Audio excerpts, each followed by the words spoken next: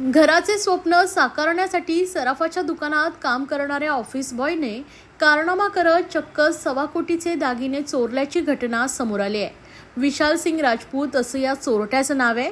या महाटग्याने पुरावे नष्ट करण्यासाठी हिंदी सिनेमामधील आयडियांचा वापर करून मोबाईल मुंबईच्या दिशेने जाणाऱ्या ट्रकमध्ये टाकून अहमदाबादच्या दिशेने पळाला। मात्र पोलिसांना गुंगारा देऊनही तो नौपाडा पोलिसांच्या जाळ्यात सापडलाय।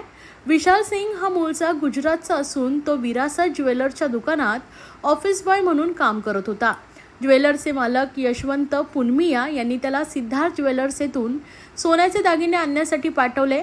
मात्र विशाल सिंगने सेल्समनची नजर चुकवून 1,30,14,720 रुपये किमतीचे 1,806.600 ग्रॅम वजनाचे दागिने घेऊन पोबारा केला।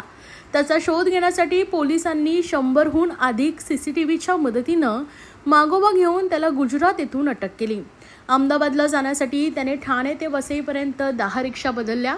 त्यानंतर त्याने जैसलमेर, पालनपूर, जोधपूर, दिसा बिकानेर, उदयपूर, जयपूर, माउंट आबू पर्वत, अहमदाबाद, बनसाकांठा, गुजरात, राजस्थान अशा ठिकाणी बसनं प्रवास केला। पोलीस पकडतील या भीतीने तो दिवसा निर्जनस्थळी लपून बसत होता आणि रात्री झोपण्यासाठी बसने प्रवास करत होता।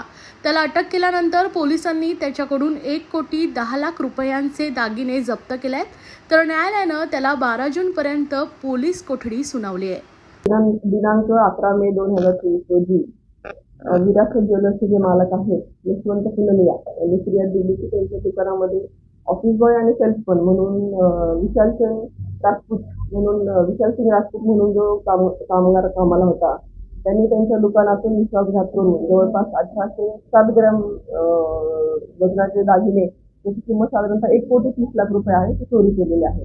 तर या संदर्भात आपण नौपाडा पोलीस स्टेशन येथे महाराष्ट्र क्रमांक 641/2023 गुन्हा दाखल करण्यात आलेला आहे आणि त्या गुन्ह्याचा तपास नौपाडा पोलीस स्टेशनचे गुन्हे प्रगट विभागाचे अधिकारी जे आहेत सपोनी मंगेश भांगे यांनी सदरच्या गुन्ह्याचा तपास केलेला आहे।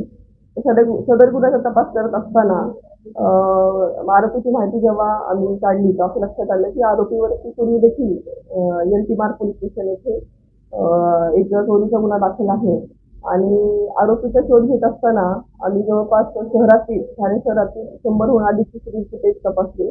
तर सीसीटीव्ही फुटेजमध्ये असं निदर्शनास आलं की आरोपी हा जवळपास ठाणेपासून त्यांनी वसईपर्यंत प्रवास केलेला आहे आणि जवळपास त्यांनी 8 ते 10 रिक्षा बदलल्या आहेत। तसेच त्यांनी राज्याबाहेरही प्रवास केलेला आहे, तर गुजरात आणि राजस्थान येथे देखील त्याने गेल्याचा निदर्शनास आलेला आहे। तर गुन्ह्याचा तपास करत असताना सपोनी भांगे जे आहेत त्यांना अशी माहिती मिळाली की आरोपी जो आहे तो माउंट आबू परिसरात लपून बसलेला आहे। तर त्या अनुषंगाने आम्ही माउंट आबू परिसरात त्यांनी आरोपीचा शोध घेतला आणि आरोपी जो आहे तो माउंट आबू परिसरातील जंगलामध्ये वेषांतर करून राहत होता। दिवसा तो वेषांतर करून राहत असे जंगलामध्ये आणि रात्री तो बसने प्रवास करत असे।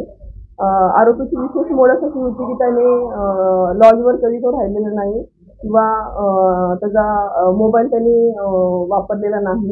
त्याने त्याचा मोबाईल जो आहे तो त्याने मुंबईमधून एका चालत्या ट्रकमध्ये त्यांनी ठेवला होता, जेणेकरून पोलिसांना त्याचं वेगळं लोकेशन मिळेल।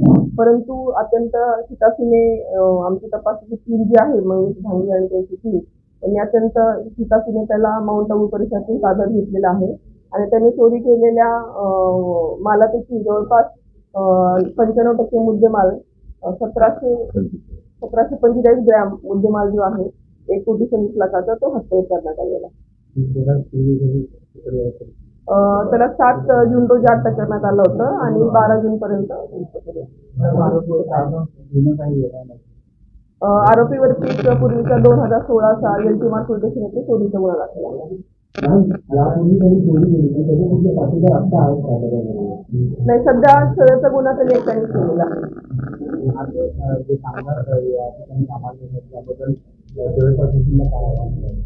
ज्वेलर्स असोसिएशनला माझं हे आव्हान आहे की त्यांनी कोणत्याही कामगार कामावर ठेवताना रुपयाची पार्श्वभूमी तपासावी, जेणेकरून अशा घटना टाळते।